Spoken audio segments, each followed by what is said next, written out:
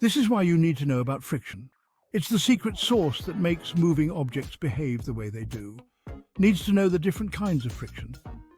Let's kick things off with the first form of friction as static friction. Ever tried skiing against snow or rubbing your hands together to stay warm? That's static friction at work. It's the force that keeps objects at rest. Next up, sliding friction. Picture sliding a block across the floor or shuffling cards in a deck. Sliding friction is the resistance you feel when objects slide past each other. Now, let's roll into rolling friction. Think of rolling a log on the ground or the wheels on your bike. It's the reason wheels can turn smoothly. And it's the weakest type of friction. Last but not least, fluid friction.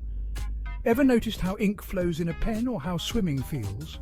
That's fluid friction, the resistance between layers of a fluid in motion.